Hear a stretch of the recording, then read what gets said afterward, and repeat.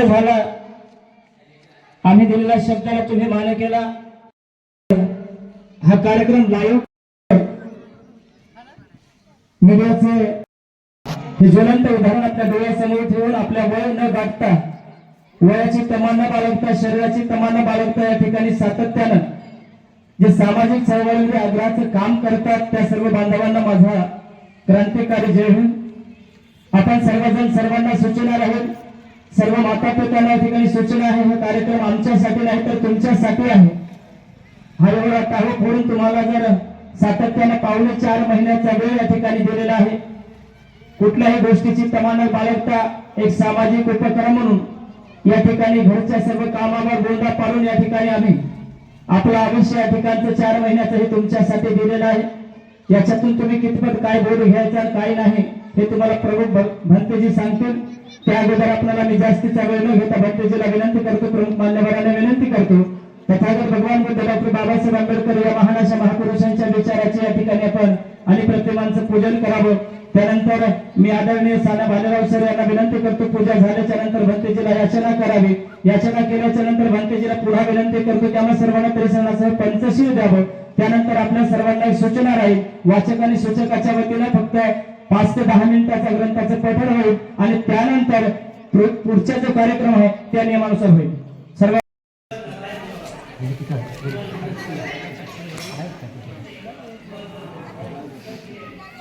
महाकारुण्य तथागत भगवान बुद्धाचा,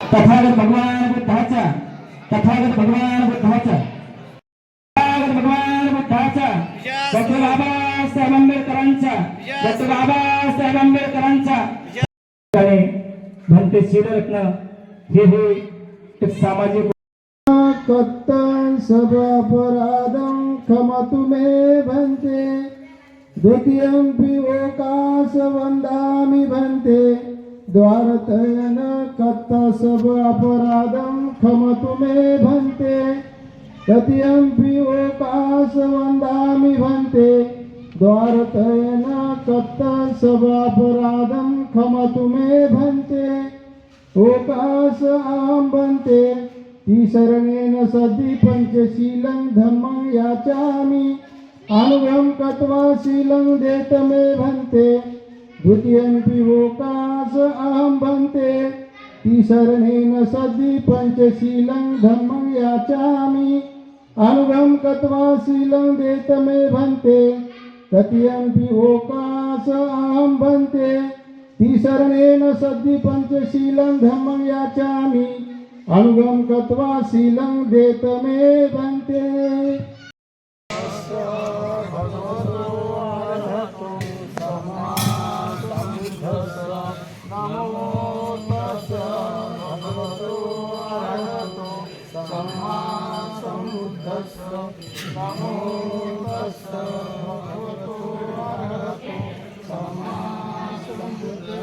बुद्धं शरणं गच्छामि, धम्मं शरणं गच्छामि, संघं शरणं गच्छामि, द्वितीयंपि बुद्धं शरणं गच्छामि, द्वितीयंपि धम्मं शरणं गच्छामि, द्वितीयंपि संघं शरणं गच्छामि, तृतीयंपि बुद्धं शरणं गच्छामि, तृतीयंपि धम्मं शरणं गच्छामि, तृतीयंपि संघं शरणं गच्छामि, तिसरणगमनं संपूर्ण पानातिपाता वेरमणि सिक्खापदं समादियामि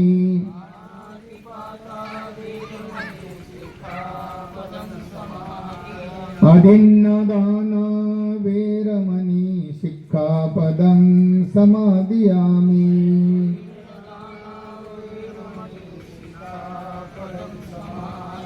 कामी सुमिच्छाचारा वेरमणि सिक्खापदं समादियामि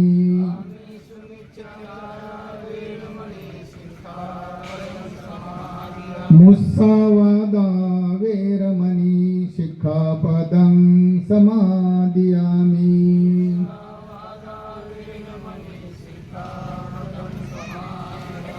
सुरामेरयमज्जपमादठाना वेरमणि सिक्खापदं समादियामि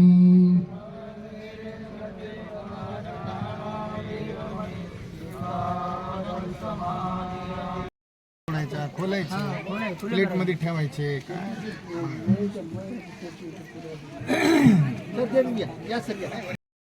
हा राहू दे इकडे बघ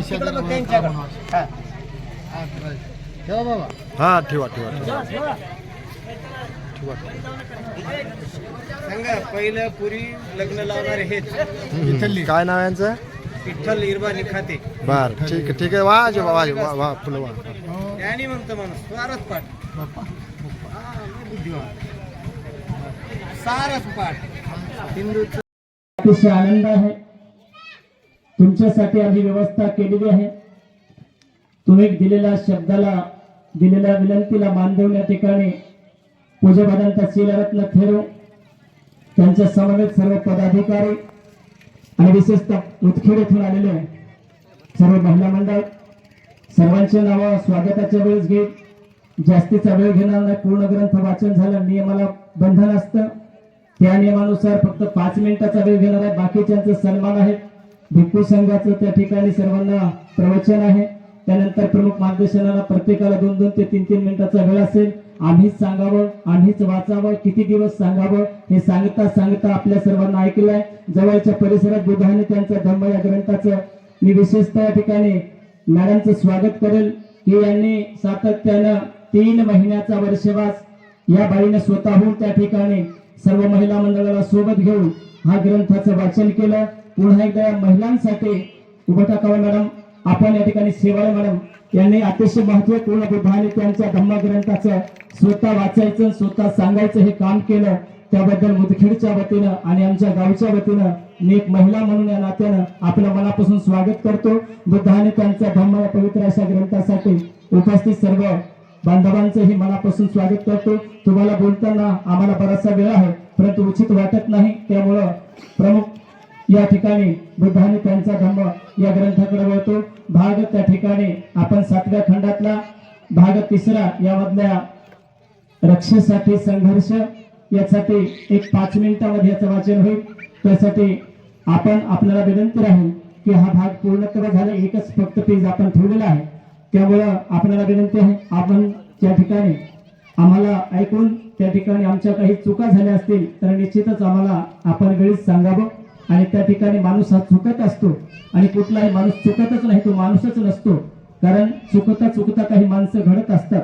म्हणून रक्षेसाठी संघर्ष ज्या ठिकाणी बुद्धाने त्यांच्या धम्माच्या ग्रंथामध्ये तथागतानं पूर्ण आयुष्य आपलं सारं जीवन त्याग हा स्वतःच्या परिवारासाठी नाही दिला तर आपल्या सर्वांसाठी दिला. आपल्या सर्वांसाठी नाही म्हणू तर मानव जातीच्या कल्याणासाठी या भूतलावर ज्यांचा जन्म आहे त्या सर्वांचं कल्याण व्हावं आणि माझ्या परिवाराचा आणि मी स्वतःहून त्या ठिकाणी त्याग केलेला आहे. त्या त्यागाचं प्रतीक कुठेतरी कोणाच्या कामी यावं, कोणाच्या तरी कामासाठी लागावं. त्यामधून माणसं काही सुधरावे, काही जणांवर संस्कार व्हावं या विचाराचं देवाणघेवाण बुद्धानं सातत्याने केलं. बुद्धानं धर्मप्रचार करत असताना आपल्या ठिकाणा कुठल्या वाहनाची व्यवस्था केली नाही. वयाच्या 29व्या वर्षापासून जे बाहेर गेले तर वयाच्या 80व्या वर्षी त्या ठिकाणी घराकडे परतले नाही.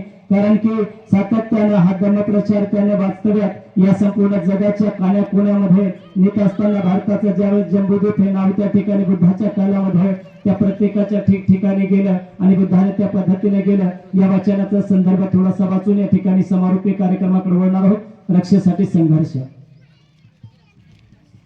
तथागतांच्या देहाला अग्नीने भस्मास केल्यानंतर कुशीनारांच्या मल्लांनी सर्व रक्षा व अस्थी गोळा केल्या व सभागारामध्ये त्या ठेवून भाले व धनुष्यांच्या त्यांच्या भोवती कोट केला.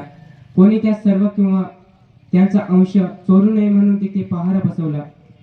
सप्ताहापर्यंत नृत्य, गायन, वादन, पुष्पमाला व सुगंध इत्यादी उपचारांनी मल्लांनी त्या रक्षा अस्थींना मानसन्मान व आदरांजली अर्पण केली. मगध देशाच्या राजा अजातशत्रू याच्या कानी आले की तथागतांचा कुशीनारा येथे महापरिनिर्वाण झाले आहे. त्याने मल्लांकडे दूत पाठवला आणि तथागतांच्या अवशेषांचे थोडे अंश मिळावा म्हणून विनंती केली. त्याप्रमाणे वैशालीच्या लिच्छवियाकडून, कपिलवस्तू शाक्यांकडून, अहकप्प्याच्या वल्लियाकडून, रामगामच्या कोलियाकडून आणि पावाच्या मल्लाकडूनही दूत आले. अस्थींचा हिस्सा मागणाऱ्यात वेठ द्वीपाचा एक ब्राह्मणही होता. भगवान बुद्धाचं महापरिनिर्वाण झाल्याच्या नंतरच्या काही प्रक्रिया आहेत.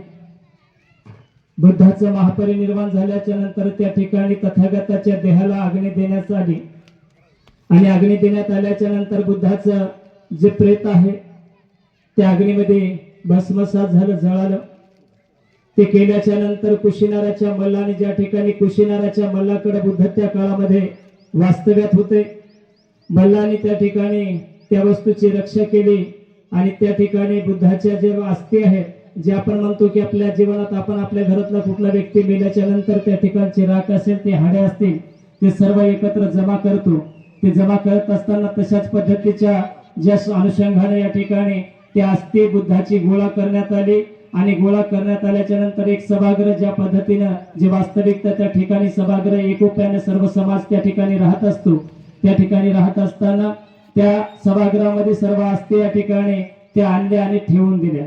ठेवून दिल्याच्या नंतर आता त्या ठिकाणी त्यांना भीती वाटली की त्या ठिकाणी मल्लांच्या लोकांनी बुद्धाचं, त्या ठिकाणी बुद्ध ज्यावेळेस महापरिनिर्वाण होत असताना त्या ठिकाणी आता त्या लोकांना वाटलं की बुद्धाचं महापरिनिर्वाण झालं, आमच्याच राज्यात झालं, आता या ठिकाणी आमच्या गावी झालं. आमच्या गावी झाल्याच्या नंतर आता या ठिकाणची रक्षा आणि त्या ठिकाणच्या अस्थी जर कोणी नेत असतील तर ते कोणाला नेता कामा नये म्हणून यासाठी त्यांनी काय केलं, त्या ठिकाणावर अशी एक व्यवस्था केली. ती व्यवस्था म्हणजे त्या ठिकाणी ज्या अस्थी ठेवण्यात आल्या, ज्या पद्धतीने एखाद्या देशाच्या सीमेवरती कसा कडेकोट असा बंदोबस्त असतो, एखादा नेता आहे त्याच्या चहूबाजूने कसा कडेकोट बंदोबस्त असतो, तो कडेकोट बंदोबस्त असतो आणि त्या ठिकाणी त्याला कुठलाही क्षणाचा धक्का न लागता, त्याला कुठलाही त्रास होऊ नये यासाठी त्याच्या बाजूने संरक्षण उभं केलं जातं.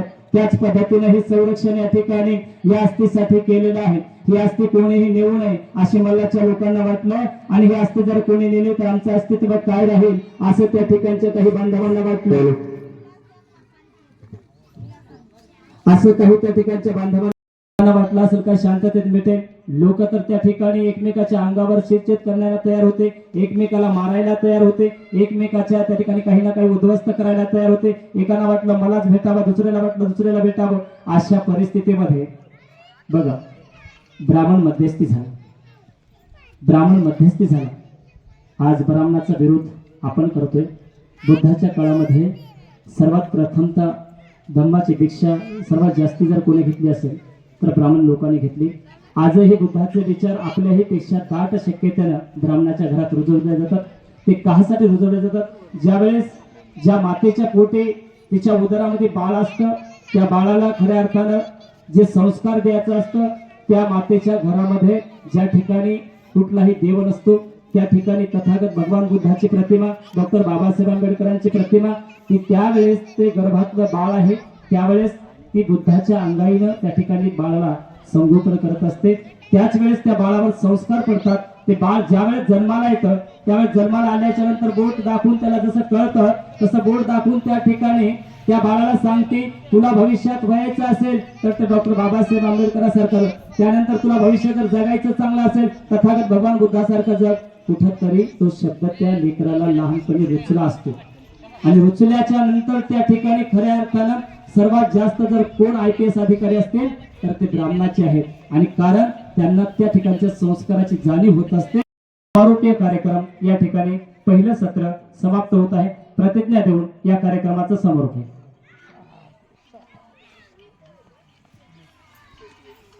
सर्वांना विनंती आहे जागेवर बसून हात पुढे करावं. या ठिकाणी जीवसृष्टी आहे असे भवसागर नेण्याची प्रतिज्ञा आपण करूया. आपण दोषमुक्त असंख्य नष्ट करण्याची प्रतिज्ञा आपण करूया. आहेत सत्य अनंत ती पूर्ण करण्याची आकलण्याची करूया. प्रतिज्ञा आपण करूया. भगवान बुद्धाचा अतुल्य मार्ग तो संपूर्ण साध्य करण्याची. प्रशांतरावजी निखाते यांनी अतिशय या ठिकाणी ग्रंथ समारोपाचा कार्यक्रम, ग्रंथ समारोप म्हणजे ग्रंथ बुद्ध आणि त्यांचा धर्म अतिशय चांगल्या प्रकारे या ठिकाणी सांगण्यात आला. यानंतर पुढील कार्यक्रमाचे रूपरेषा आमचे भारतीय बौद्ध महासभेचे तालुका अध्यक्ष हे करतील. तरी मी या ठिकाणी भारतीय बौद्ध महासभा तालुका सरचिटणीस मी आपल्या अध्यक्ष साहेबांना आणि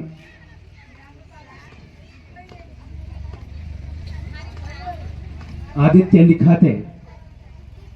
निखातेने या ठिकाणी अतिशय चांगल्या प्रकारे ग्रंथ वाचला आणि आमचे अध्यक्ष साहेबांनी त्यांना अतिशय चांगल्या प्रकारे सुचक म्हणून या ठिकाणी सातत्याने 3 महिने या ठिकाणी ग्रंथ वाचनाचं पठण केलं. त्याबद्दल मी आमच्या अध्यक्ष साहेबांना खूप खूप मंगलमय कामात शुभेच्छा देतो आणि धन्यवाद देतो. प्रत्येकाच्या मोबाईलवरील त्यासाठी मीडियाचे प्रमुख आदरणीय राहुल कोकरे या ठिकाणी आलेले आहेत. आता आपण आलेल्या सर्व पाहुण्यांचा सन्मान करत आहोत. ज्यावेळेस रमाई जयंती सुरुवातीला झाली त्यावेळेस 12,000 रुपयाचं दान दिलं आणि कुठलाही कार्यक्रम असो या ठिकाणी सर यांचा सन्मान करावा. वेळ प्रसंगी थोडासा उशीर होईल बरं. आलेल्या पाहुण्यांचा सन्मान करणं आपलं कर्तव्य आहे. म्हणून केवळ जेवणासाठी कार्यक्रम नसू नये, कार्यक्रमासाठी जेवण नसू नये, तर कुठल्याही कार्यक्रमातून विचारासाठी असावं. म्हणून आपल्या सर्वांना विनंती आहे 2:30 वाजता तुमच्या भोजनाची व्यवस्था केली आहे.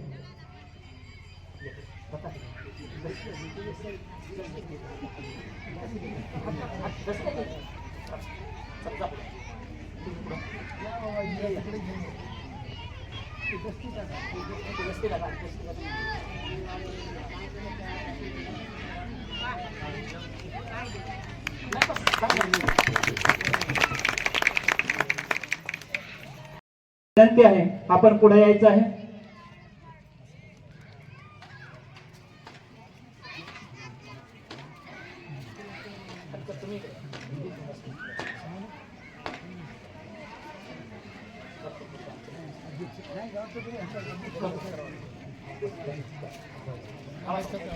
त्यामध्ये हा सन्मान आपण समाजाचा सर्वात श्रेष्ठ सन्मान आहे.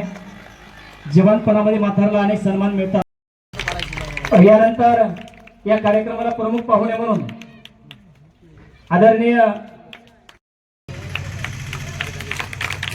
यानंतर अशोक ईश्वर निखाते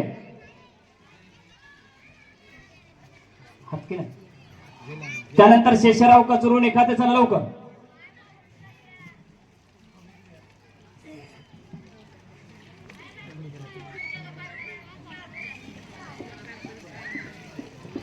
शेषराव कचरून एखादं चला पावलं उचला.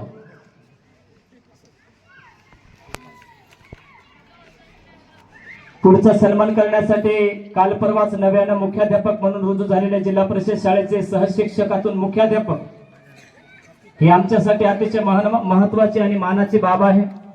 आम्ही तुमच्या शाळेवर येऊन तुमचा सन्मान केला नाही त्याबद्दल दिलगिरी व्यक्त करता, कारण की वेळच मिळत नाही. त्यामुळे तुमची माफी मागून तुमचा सन्मान या ठिकाणी करावा लागेल.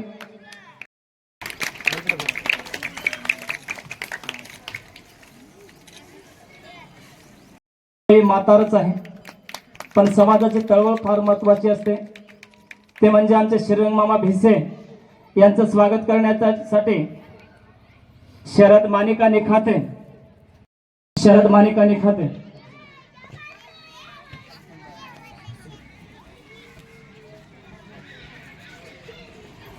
त्यानंतर आदरणीय सावते सर, भारतीय बौद्ध महासभेचे आमच्यासोबत पदाधिकारी असलेले कर्तव्यदक्ष या ठिकाणी हिशोब तपासणीस यांचं स्वागत. हर्षवर्धन भास्कर निखाते ग्रामपंचायत सदस्य, आपल्याला विनंती आहे आपण त्यांचं स्वागत करावं. हर्षवर्धन भास्कर निखाते.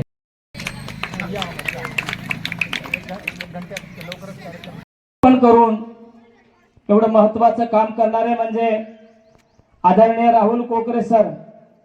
आपलाही सन्मान त्या ठिकाणी होणं गरजेचं आहे, म्हणून आपला सन्मान करण्यासाठी फार महत्वाचे आहे. त्याला वाटतं कोणाला भेटते काय नाही की, परंतु हा निर्णय तुमच्या जीवनात अतिशय महत्वाचा आहे. म्हणून यानंतर आदरणीय भारतीय बौद्ध महासभेचे सरचिटणीस संस्कार सचिव, त्यांनी अतिशय सुंदर अशा पद्धतीचं ग्रंथाचं वाचन आणि सांगण्याचं पद्धत त्यांनी अतिशय सलोख अशा पद्धतीने नाव सर द्या. चौथा प्रमाण 4 नाव घेतो, जास्त घेणार नाही. इंद्राबाई कमलाकर निखाते यांना विनंती आहे आपण आशाताई पांडुरंग चौधंते यांचं स्वागत करायचं आहे.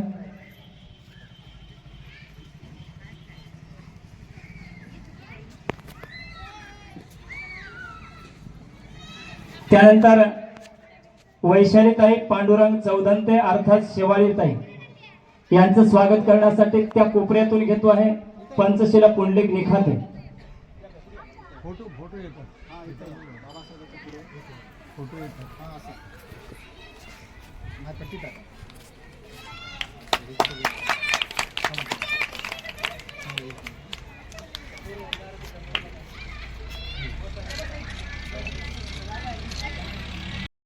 करावं.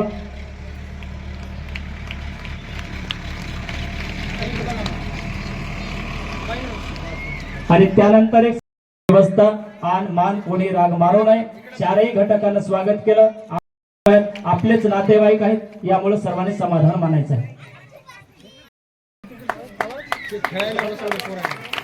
त्या ठिकाणचा कुठला तरी ते खेळ आहे, त्या खेळच्या मालकाला बंद करायचं आव्हान आहे. कृपया कार्यक्रम संपेपर्यंत आपण बंद करावं, नाही तर आम्हाला त्या ठिकाणी येऊन बंद करावं.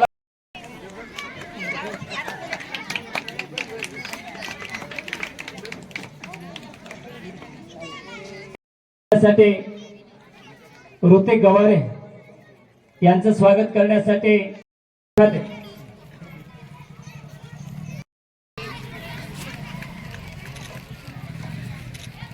त्याचं स्वागत करण्यासाठी बळीराम सप्ताजी निखाते.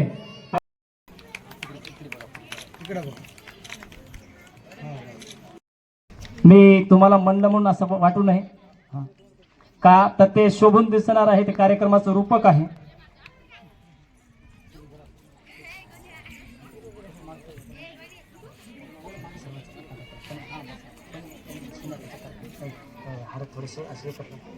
भेटीचा स्वीकार करावा. या ठिकाणी भारतीय बौद्ध महासभा तालुका अध्यक्ष आदरणीय प्रशांतरावजी निखाते सर त्या ठिकाणी स्वागत होत आहे. तरी आपण सर्वांनी टाळ्या वाजवून या ठिकाणी खुशी अर्पण करावी. आणि आदित्य निखाते या ठिकाणी अतिशय चांगल्या प्रकारे 3 महिने सातत्याने या ठिकाणी ग्रंथ वाचन झालं आणि निश्चित आपण आत्मसात केलंच असेल अशी मी आपल्याकडे अपेक्षा बाळगतो.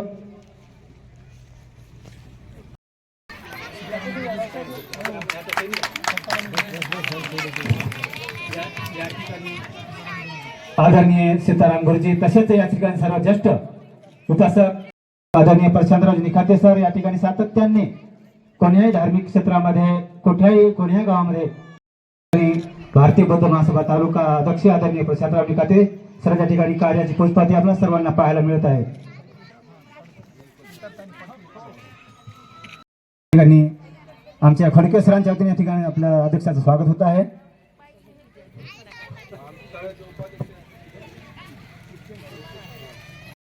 महाकारुणिक तथागत गौतम बुद्ध, भारतीय घटनेचे शिल्पकार परमपूज्य डॉक्टर बाबासाहेब आंबेडकर यांच्या कार्यांना, यांच्या प्रतिमांना त्रिवार वंदन करून आपण आज मोजे मेंढका या ठिकाणी बुद्ध आणि त्याचा धम्म या वर्षाभासाच्या ग्रंथ समारोपाच्या ठिकाणी जमलेलो आहोत. बुद्ध आणि धम्म आपल्याला परमपूज्य डॉक्टर बाबासाहेब आंबेडकरांनी दिलेला धम्मग्रंथ आहे. धम्म म्हणजे काय, धर्म नाही.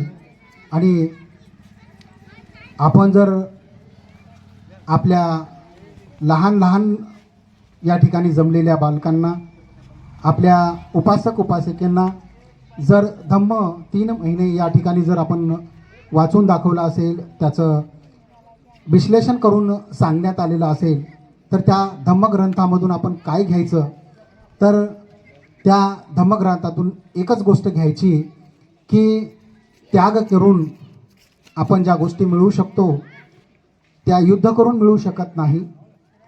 महाकारुणिक तथागत गौतम बुद्धांनी ज्यावेळेस धम्मग्रंथामध्ये आहे की पाण्याच्या नदीच्या वादावरून जेव्हा त्यांना युद्ध करण्याची सांगण्यात येतं, त्यावेळेस ते काय म्हणतात की दोन्हीकडले लोक बसू आपण आणि 4-4 लोकांनी बसून जर वाद मिटवला तर तो वाद सोप्यात मिटेल.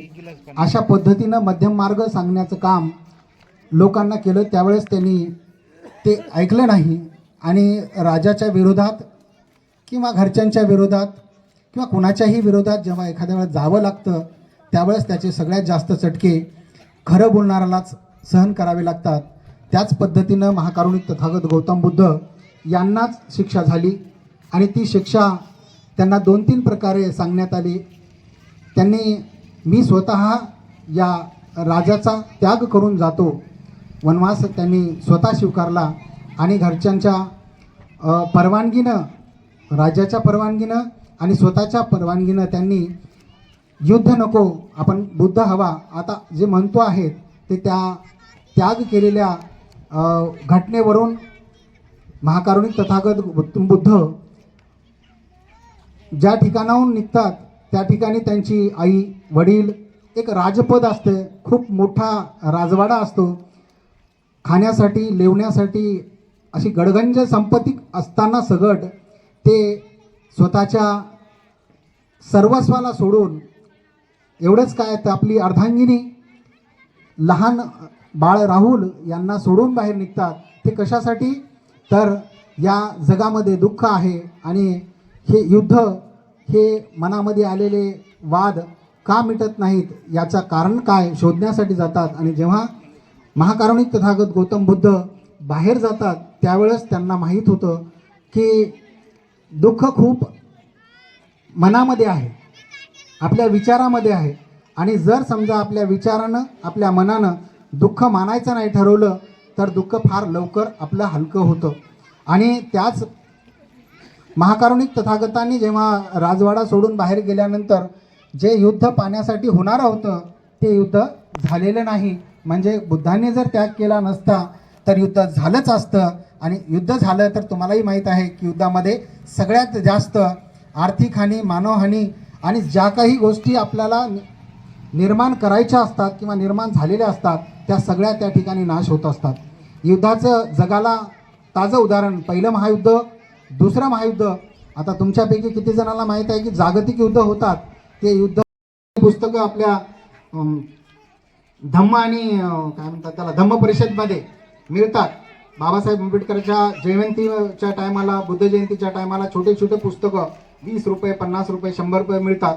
त्याला कपडे कमी घेतले तरी चालतील, त्याला पायाला 2 बुटं नसतील, एकच बूट असलं तरी चालेल, त्याच्या एक चप्पल असली तरी चालेल, त्याला खायला एक टायमाला कमी दिलं तरी चालेल, पण त्याला पुस्तकं द्या. कारण बाबासाहेबांनी लिहिलेल्या पुस्तकावरती जागतिक बँक, आपल्या इथली RBI बँक तयार झालेली आहे. म्हणजे बाबासाहेब नुसतं भारतीय संविधान लिहून थांबले नाही तर या जगाला जे युनो चालवतं, आज जगाची एक संघटना आहे UNO, united nation of organization, ती जे अमेरिका, रशिया, इंग्लंड या लोकांना सगळं बांधून ठेवते.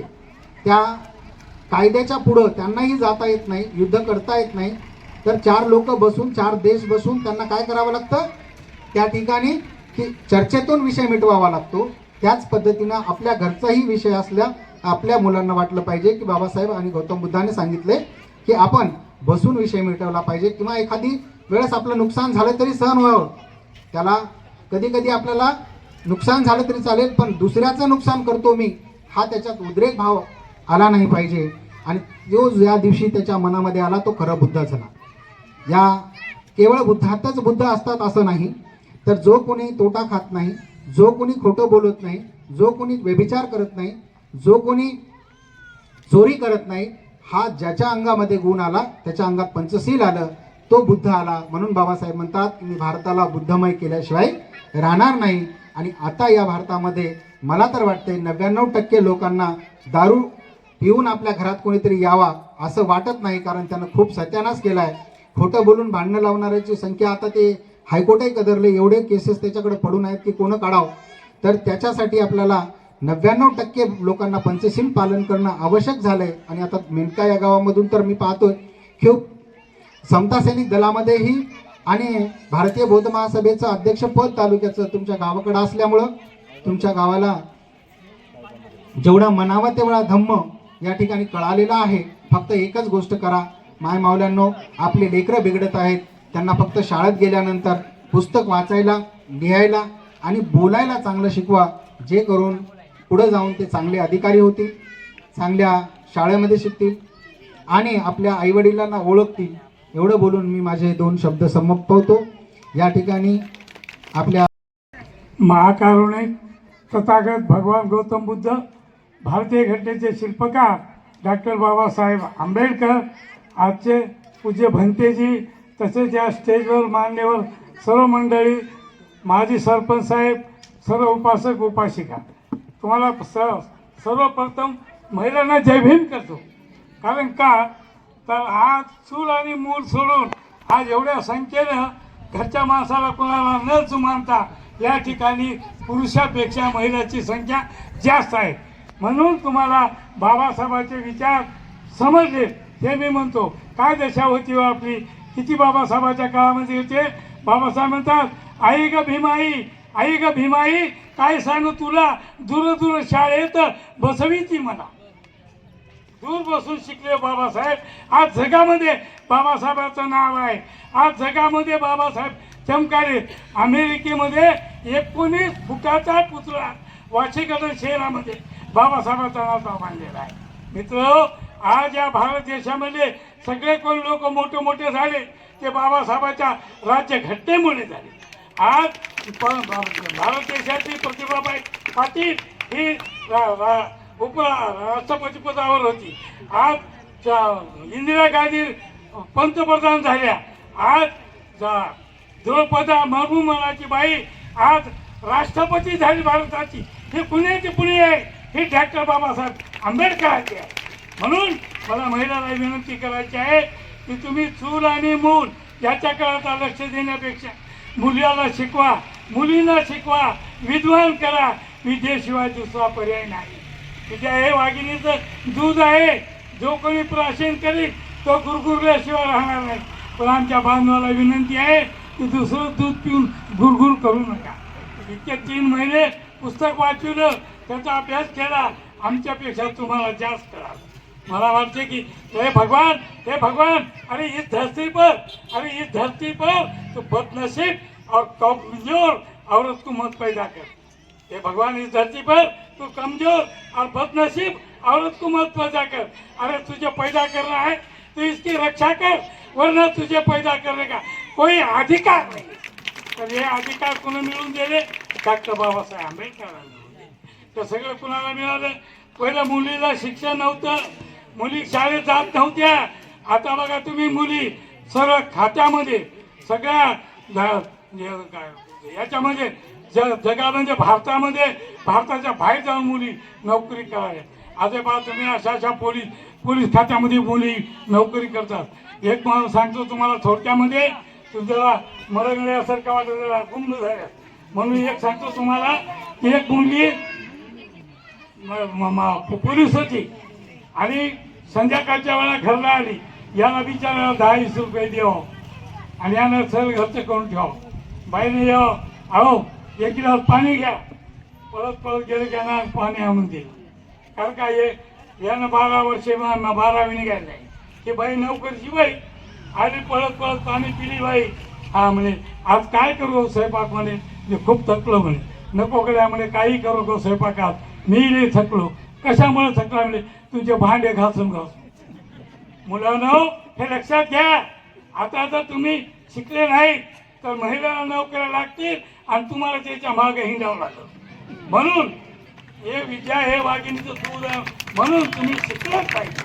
तर आता बघा की हे तुम्हाला सांगतो मी, महिलाच्या पुढे आज जग फिक्क पडते. सगळ्या स्थळामध्ये बाहेर आहे. ते कुणाची परवानगी आहे, कुणाचं आहे? ते भीमाबाईच्या रमाबाईची काय करा. रमाबाई म्हणते, भीमाबाई म्हणते, रमाबाई म्हणतात सजवा तुम्ही खुशाल दागिन्याने गळा, सजवा तुम्ही दागिन्याने गळा, अरे अखंड राहू दे माझ्या कुंकुवाचा चिरा. आपला आणि तुम्हाला सगळ्याला अधिकार मिळाले. तर त्याकरता म्हणून आपण एकच करायचं आहे आता की महिलांनी मुलांना शाळेत शिकवायला पाहिजे.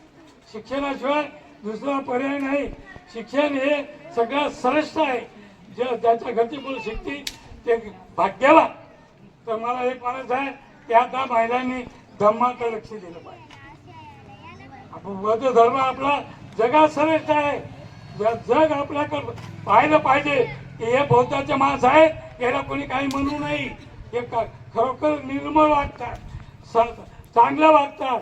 म्हणून आज मला महिलांना पाहिल्यावर मला वाटतं की माझ्या आईच्या पलीकडे तुम्ही जे करा ते एवढं करून तुम्ही एवढं करा की आता माझं अंग सदा करू नका. आता इथून का मला दिस गड चांद्याचं मंदिर खामाला चित्र ग द्रौपदा कुठं घेते कर सगळं करा. नका करू सगळं. आपला धर्म सगळ्यात भारी आहे. म्हणून धर्माकडे लक्ष द्या, मुलांना शिकवा. मग आपल्याकडे शाळा उघडी आहे, तुम्हाला कोणी अडू शकणार नाही. म्हणून म्हणतो हे भगवानला प्रार्थना करतो मी की आमच्या महिलांना आता सुद्धा करा. त्यासाठी आपण शुभेच्छा द्यायच्या आहेत. बोलणारे भरपूर आहात तुम्ही, परंतु आपल्याला वेळ कमी आहे. तथागत गौतम बुद्ध, बोधिसत्व डॉक्टर बाबासाहेब आंबेडकर आणि जे कार्यक्रम आपल्या पुढे आपण करत आहोत असे वंदनीय श्रीरत्न भंतेजी थेरो आणि बौद्ध महासभेचे जिल्ह्याचे तालुक्याचे सर्व पदाधिकारी उपस्थित, या ठिकाणी व्यासपीठावर असणारे प्रमुख पाहुणे आणि समोर ज्या काही महिला या ठिकाणी उपस्थित झाल्या त्या महिला मंडळ आणि या ठिकाणी आलेले नांदेडचे प्रमुख अतिथी आणि या नगरचे जे काही या ठिकाणी धुळा सांभाळणारे आमचे तालुका अध्यक्ष निकाते सर, त्यांनी हा कार्यक्रम घडवून आणला. त्याबद्दल मी त्यांना धन्यवाद देतो. आणि त्यापुढे आम्ही या ठिकाणी 2003मध्ये पद्मरत्न भंतेजी आणि मी या ठिकाणी मूर्तीची स्थापना केली. गावातून मिरवणूक काढली होती. त्या ठिकाणी हा बदल जवळजवळ 20 वर्षाच्या नंतर पुष्कळ आमोलाग्र या ठिकाणी बदल झालेला आहे. त्याबद्दल मी या गावकरी मंडळांना शुभेच्छा देतो, धन्यवाद देतो आणि त्यांचा आभारही मानतो. तर आज हा कार्यक्रम आपण या ठिकाणी या वर्षाचा समारोप करत असताना या भागात ज्यांनी काय भाग घेतलेला आहे त्यांनासुद्धा मी धन्यवाद देतो. आणि या ठिकाणी आपण जे वर्षावासामध्ये जे काय आपण वाचलो धम्म आणि बुद्ध धम्म आणि संघ, म्हणजे याच्यामध्ये बाबासाहेबांना काय लिहून दिलेलं आहे त्याच्यातलं महत्त्वाचं आपणाला 1-2 शीर्षक मी या ठिकाणी सांगून माझं हे भाषण संपवणार आहोत. मित्र, आपण 3 महिने सतत या ठिकाणी भाषण केलेलं आहे. बुद्ध आणि त्यांचा धम्म बाबासाहेब लिखित. तर बाबासाहेबांनी ह्या धम्म लिहिण्याच्या मागचा मूळ हेतू काय होता, तो हेतू या ठिकाणी फक्त आता बाकीचं भरती प्रवचन आपण ऐकणार आहोत. याच्यामध्ये आपण काय काय घेतलेलं आहे, परंतु यामध्ये मूळ म्हणजे शेवटी ग्रंथ वाचल्याच्या नंतर आपण जे प्रतिज्ञा घेतो त्या प्रतिज्ञेमध्ये बाबासाहेबाचा भावी जीवनातला दृष्टिकोन कोणता होता, तो दृष्टिकोन त्या प्रज्ञा त्या याच्यामधून प्रतिज्ञापत्रामधून आपल्याला जाहीर होते. कारण बाबासाहेबांचा मूळ हेतू प्रतिज्ञा लिहिण्याचा हे होता की आता आपण पहिली प्रतिज्ञा जी आहे, आपण प्रतिज्ञा करूया जीवसृष्टी आहे असीम तो भवसागर पार नेण्याचा. दुसरी प्रतिज्ञा आहे की आपण प्रतिज्ञा करूया आपणात दोष असंख्य ती नष्ट करण्याची. तिसरी प्रतिज्ञा अशी आहे की आपणास जे सत्य आहे ते स्वीकारण्याची. आणि चौथी प्रतिज्ञा जी आहे भगवान तथागत गौतम बुद्धांचा अतुल्य धर्म स्वीकारण्याचा. तर हे जे 4 प्रतिज्ञा आहेत त्यामध्ये पहिल्या प्रतिज्ञेचा साधारणतः जीवसृष्टी हे काय आहे, जीवसृष्टीचा जोपर्यंत आपणाला अर्थ करणार नाही तोपर्यंत त्या जीवसृष्टीमध्ये ह्या जगामध्ये 4 जीव हे महत्त्वाचे आहेत.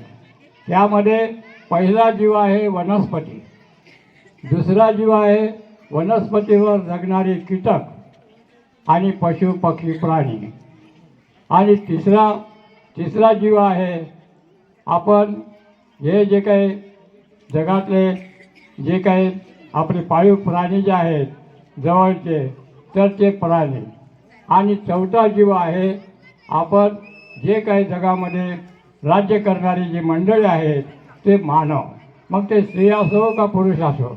अशा प्रकारचे 4 जीव हे बाबासाहेबांनी जीवसृष्टी कशी आहे हे असीम आहे. त्यामध्ये त्याची सीमाच नाही, कारण सीमा असणाऱ्या मर्यादित असतात. आता मेंढक्याची सीमा मुदखेडपर्यंत आहे. तशा प्रकारच्या ह्या सीमा ह्या बाबासाहेबांना लिहिलेल्या ग्रंथामध्ये किंवा ह्या आपल्या अत्यंत शेवटच्या टप्प्यामध्ये हा लिहिलेला ग्रंथ आहे. आणि तो मग कसा आहे, तो मग त्या ठिकाणी ते भवसागर पार नेण्याचा, तो भवसागर पार करण्याचा. तर भवसागर कोणता आहे, हे जे 4 जीवसृष्टी आहे याच्यावर अनंत संकट येतात आणि ते संकटातून पार कसं करावं हे फक्त मानवालाच कळते.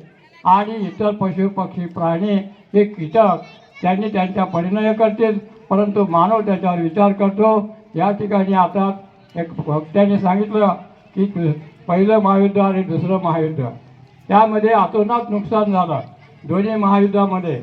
आणि त्या युद्धामधला संहार आताही जपानमध्ये हिरोशिमा आणि नागासाकी ह्या देशावर बॉम्ब पडला.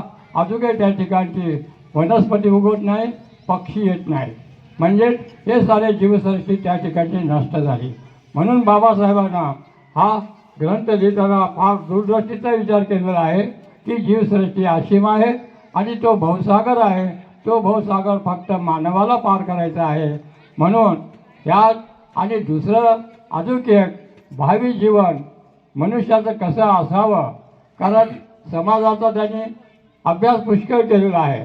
कारण सामाजिक नीतिमूल्ये आणि धार्मिक नीतिमूल्ये त्यांनी आपल्या जीवनामध्ये फार सखोल अभ्यास करून दूरदृष्टीतून त्यांनी लिहिलेला आहे.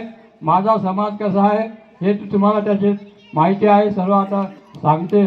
परंतु मी एक आपल्या समाजात हे त्यांनी का दिली दुसरी प्रतिज्ञा, आपणात दोष असंख्य ते नष्ट करण्याची. तर आपणात दोष असंख्य तिथं आमाप जीवसृष्टी भवसागर पार करण्याचे आणि या ठिकाणी असंख्य जीवसृष्टी हे आपले दोष. तर मग ते दोष कोणते आहेत, ते दोष बाबासाहेबालाही दूर करता आले नाहीत. जे काय करायचे ते केले, परंतु समाजाने त्या दोषामध्ये या ठिकाणी दोष कोणते आहेत की पहिला जर दोष कोणता आहे सामाजिक दोष, जे बाबासाहेबालाही त्रास झाला, पढे लिखे लोगों ने मुझे धोका दिए. तर तोच दोष आपल्यामध्येही आहे. एकमेकाच्या आता या ठिकाणी अध्यक्ष आहे आपले निकाते सर जीवापाडातून रात्रंदिवस तिथं हे आपलं हे अंतकरण मोडतात आणि त्यांचा साथ आपण दिला. तर अशाच प्रकारचं सर्वांनी साथ द्यायला पाहिजे. नाहीतर घराघरामध्ये मतभेद असतात. एक भाऊ पुढे जावं लागला, दुसरा भाऊ त्याला मागे वाटते किंवा त्यांच्या विरोधात बोलते, तो असा आहे तसा आहे हे ते. तर हे जे दोष आहेत आपणही करत नाही, दुसऱ्यालाही करू देत नाही, हे दोष सामाजिक दोष आहेत. हे दोष बाबासाहेबांनी दूर करण्याचा ह्या माध्यमातून ह्या ग्रंथातून आपल्याला दिलेला आहे. म्हणून मित्रांनो, जसे वागतात तसे बोलतात, तेच तथागत विश्ववंदनीय महाकारुणिक तथागत भगवान बुद्ध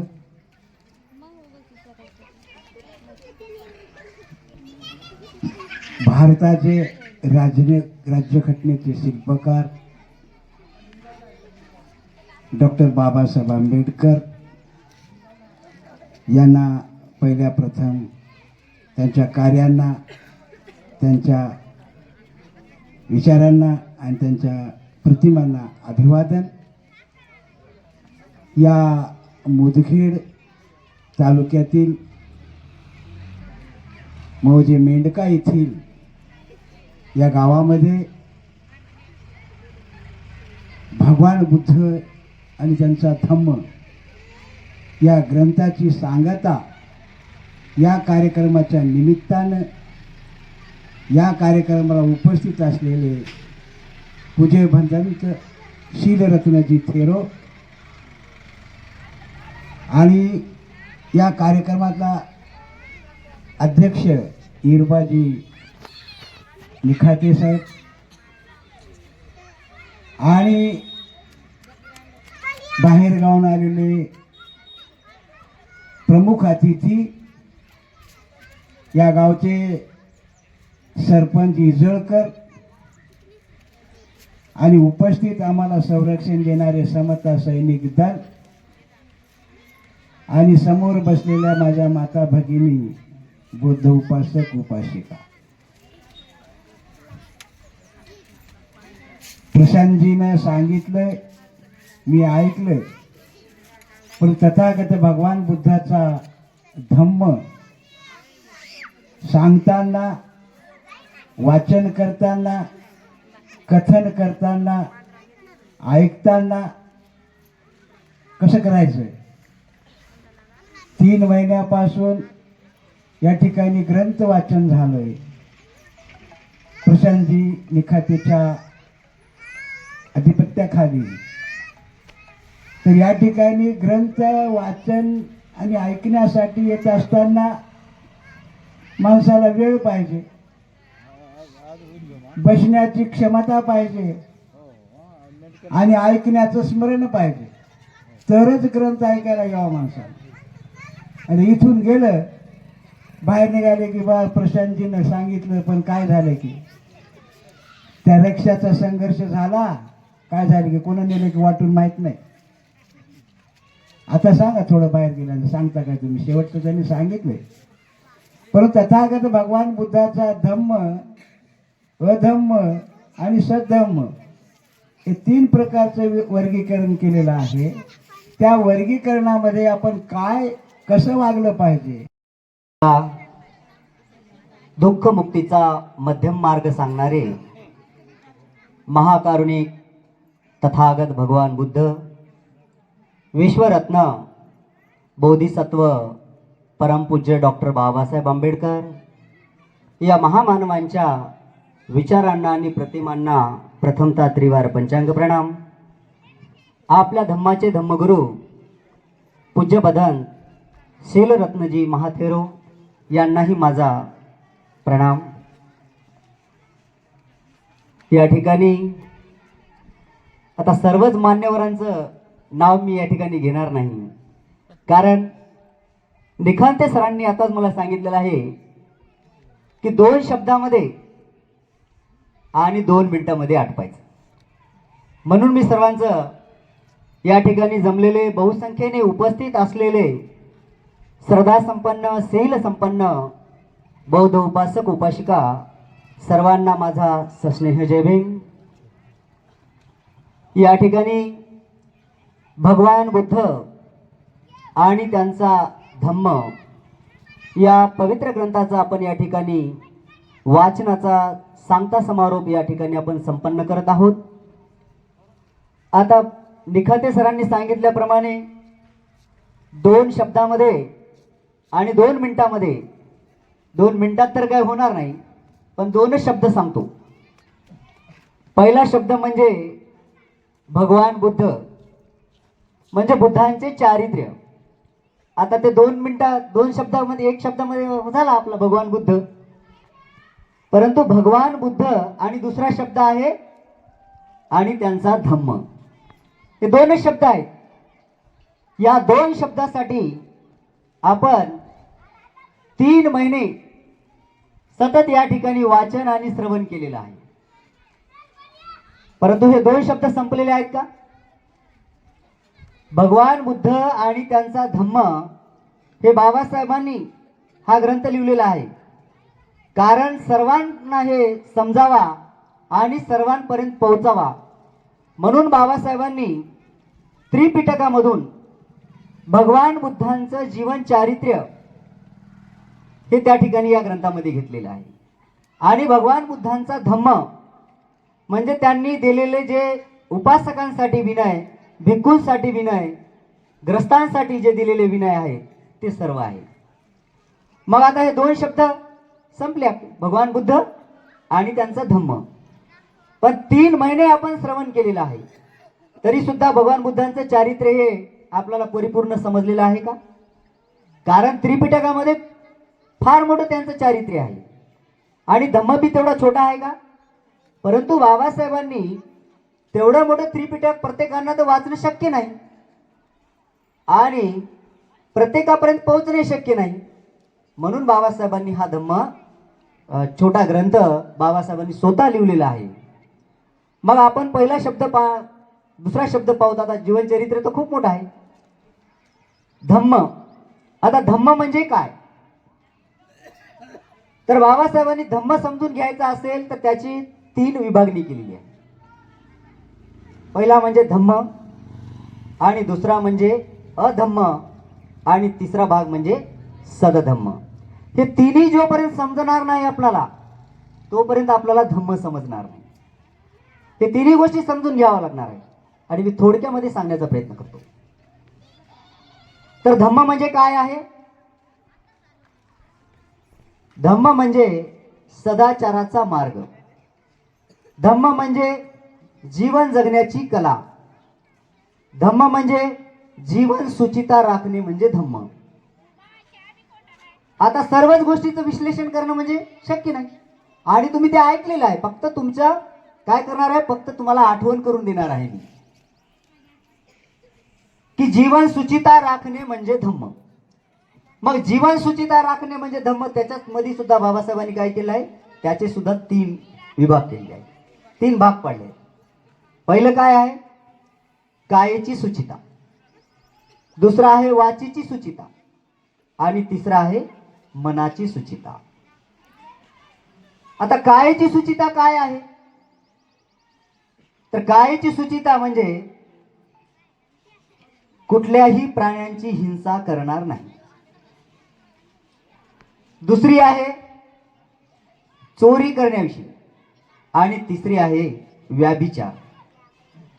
हे 3 गोष्टी शरीराने केल्या जातात म्हणून त्याला काय म्हणलं आहे? कायेची सुचिता. आणि दुसरं जे आहे ते म्हणजे वाक् सुचिता. वाक् सुचितेमध्ये 4 प्रकारची शीलं दिली आहेत. ते म्हणजे खोटे बोलणे, कटू बोलणे, कठोर बोलणे आणि चुगली करणे. या 4 गोष्टीपासून अलिप्त राहणे म्हणजे काय आहे? वाक् सुचिता. आणि तिसरा आहे मन सुचिता. माणसाचं मन कशाने मलिन होते? तर माणसाचं मन या 3 गोष्टीने मलिन होते. ते म्हणजे राग, द्वेष आणि मोह. आणि या 3ही गोष्टीचा ज्यावेळेस आपण मनाला पवित्र करतो, निर्मळ करतो, आणि त्यावेळेसच काया, वाचा आणि मन हे आपलं पवित्र होते. म्हणजे आपण या तिन्ही प्रकारच्या सूचितेचं पालन करतो आणि तेव्हाच आपण धम्माचं पालन केलं. मग धम्माचा अंतिम उद्देश काय आहे? धम्मा समजून घेतला आपण, धम्मा आचरणामध्ये आणला आणि धम्माचा अंतिम उद्देश आहे निर्वाण प्राप्त करणे. आता निर्वाण प्राप्त म्हणले की लोकांना काय वाटते की निर्वाण जर प्राप्त करायचं असेल तर आपल्याला मरावं लागेल. परंतु निर्वाण हे या जन्मामध्ये आपल्याला प्राप्त करून घेता येते धम्माचं आचरण करून. साध्या आणि सोप्या भाषेमध्ये संत तुकाराम महाराजांनी सांगितलेलं आहे, याची देही याची डोळा पहावे मुक्तीचा सोहळा. या जीवनामध्ये जीवन मुक्तीचा अनुभव आपणाला घेता येतो आणि ते म्हणजे निर्वाण प्राप्त करणे. आणि धम्माचा अंतिम उद्देश हाच आहे की निर्वाण प्राप्त करणे. तर मी अधिकचा वेळ घेत नाही, कारण बरेचसे मान्यवर. लक्ष्मणराव नारायणराव विजाळकर यांना विनंती करतो की आम्हाला संबोधित करावं. सर्वांनी गौतम बुद्ध, बाबासाहेब आंबेडकर आणि हे तुम्ही काय ग्रंथ लावलेला होता त्याचा आज समारोपण आहे. तर तुम्हाला सर्वांनाही माहीत आहे, सरपंच होतो, माजी सरपंच आज बोलताय ना, त्याच्या सर्वांना शुभेच्छा देतो.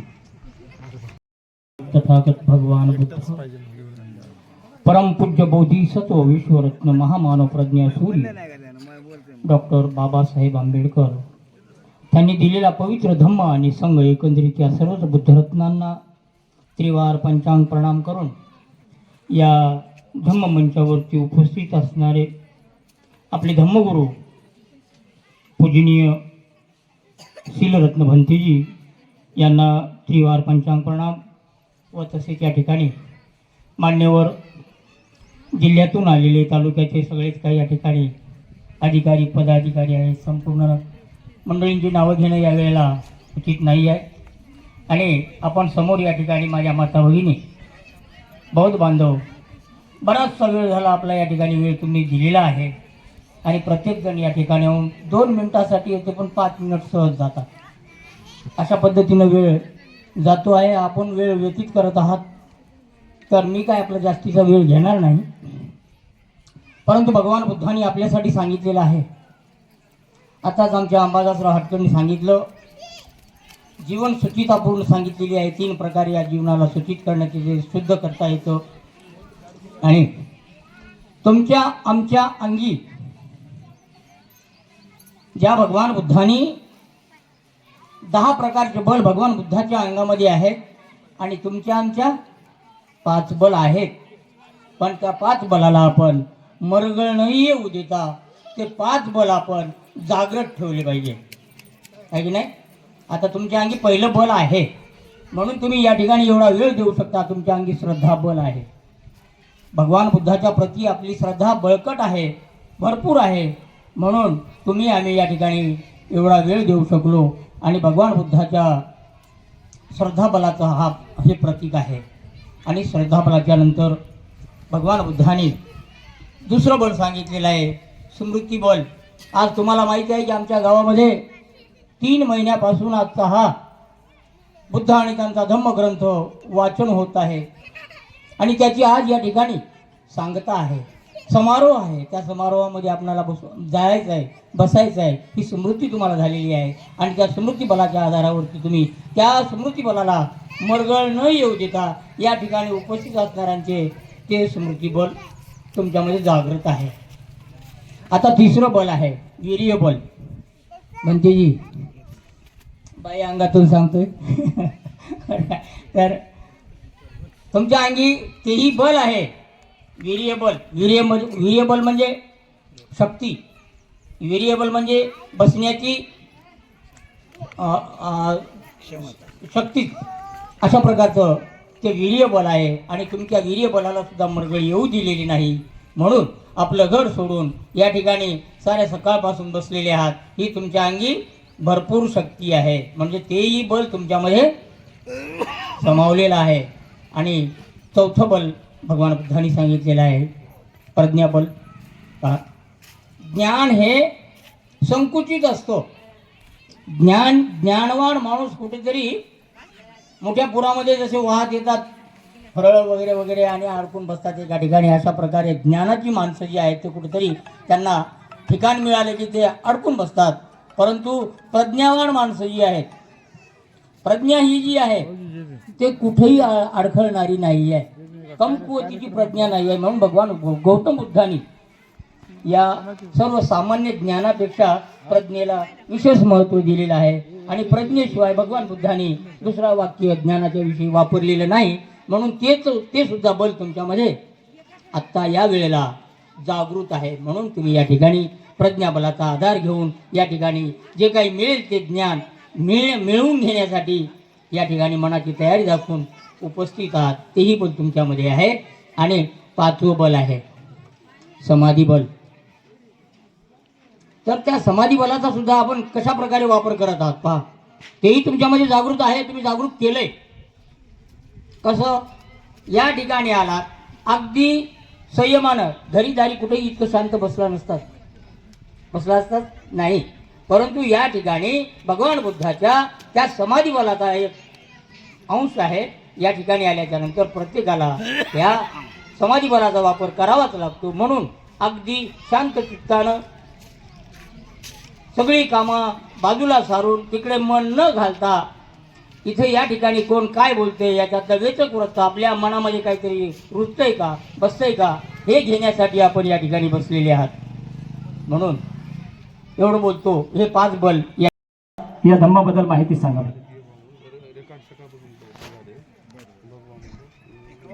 यांनी मला संधी दिली त्याबद्दल बोलवल्याबद्दल धन्यवाद. मी तुमचे सर्वांचे आभारी आहे. 3 रत्नांना माझा प्रणाम. भगवान बुद्ध, धम्म आणि इथं उपस्थित असलेला संघ यांनाही मी त्रिवार वंदन करते. मी तुमच्यासारखीच एक सामान्य स्त्री आहे. माझ्यात आणि तुमच्यात काहीच अंतर नाही. श्रद्धा ही माणसाला बळकट करते आणि जवळ धरून श्रद्धा माणसाला बळकट करत असते. श्रद्धेशिवाय काही होत नाही. मी जास्त वेळ घेणार नाही. थोडक्यात महत्त्वाचा मुद्दा सांगायचा म्हटलं तर घर ही स्त्री चालवते. स्त्रीशिवाय घर असू शकत नाही. आणि तसाच धर्म ही स्त्रीशिवाय चालू शकत नाही. आता इथं एवढ्या जे उपस्थित बसलेले आहेत, ह्या गावच्या किती बायका आहेत त्यांनी थोडंसं 2 मिनिटं हात वर केला तर बरं होईल. इथं राहणाऱ्या म्हणजे या मेणकावासियामध्ये राहणाऱ्या. छान. आता ग्रंथ वाचनाचा वेळ काय होता तुमचा? काय होता वाचनाचा वेळ? काय होता वाचनाचा वेळ? काय होता तुमचा? रात्रीचे 8:30 9:30 पर्यंत. ऐकण्यासाठी येणाऱ्या बायकांनी हात वर करा. का गडे? हो की नाही? धर्म तुमचा आहे, बाबासाहेब तुमचे.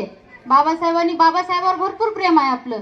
काही म्हणलं तर आपलं रक्त एकदम गरम होणार. मग लोकांचे घरदार फोडायला आपण तयार होणार. हो की नाही? मग आपणही बायका श्राप शिवा द्यायला सुरू करणार त्यांना. हेही बरोबर आहे की नाही? पोरं जातात फोडायला, मायका आपण देता घरातून शिवा त्यांना. कशासाठी? कारण बाबासाहेबावर प्रेम आहे. बाबासाहेबाला समजण्यासाठी, त्यांच्यावर प्रेम करण्यासाठी जास्त शिक्षणाची आवश्यकता नाही. बापावर प्रेम करायला मुलीला कोणाला शिकवावं लागत नाही. तुम्ही सगळेजण तुमच्या वडिलांवर प्रेम करता. मीही माझ्या वडिलांवर प्रेम करते. आणि बाबासाहेब हे आपल्या सगळ्यांचे वडील आहेत. आणि वडिलांवर प्रेम करा आणि वडिलांचं आपण जे संस्कार घेतलेले असतात ते सांगण्यासाठी आणि जगण्यासाठी कोणत्याही पुस्तकाची आवश्यकता नसते. फक्त ते वडिलांवर प्रेम असलं पाहिजे. आणि बाबासाहेब हे आपले सगळ्यांचे वडील आहेत.